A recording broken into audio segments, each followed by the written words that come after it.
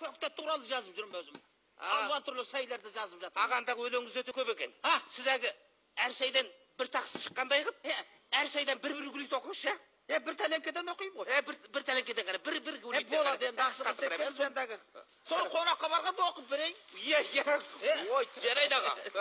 Қане оқыңыз. Сосын енді сен оқыған адамсың ғой, кішкене көріп, түзетіп берем деп келген сені. Оны екеуміз бірге барайық. Мақұл онда. Капустадан бастайықшы өзімізді қазір. Капуста, оқыңызшы қара. Капуста құбырмашқа қажат тамақ, жеген адам дәмінен ләззаттанады. Қыстаудан атпен келген шал секілді, киімі үстіндегі қабат-қабат. Қандай сүреттен бұл, өте жақсы екен. Бұл капуста. Капуста, Пияз. оқыңыз. Қамбасым айғырамға дәренгендей, пияз әлі келеді дәлелденбей, жарықтықты мәнтіге чанағанда жылайсың ата-бабаң жаң өлгендей. Қой, қасына барсам көзімді жақтықты бой деген. Дұрыс аға. Тағы не? Картоп, Картоп,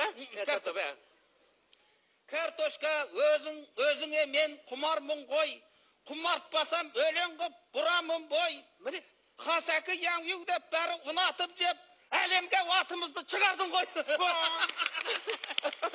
өте тамаша. Өзіміздің сәлбет бетті ғой. Осы бейін өзімде көмектім, өзім кейін жақсы көрем. Өте жақсы аға. Бұның аяғында қайырмасы да бар еді.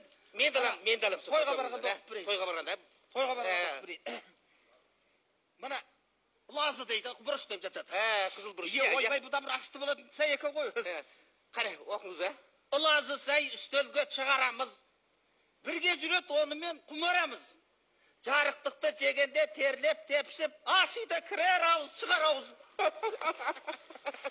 Тақтасын, өз ашты болған адам құмар жейбірек несті екен мұны. Аға, өте жақсы.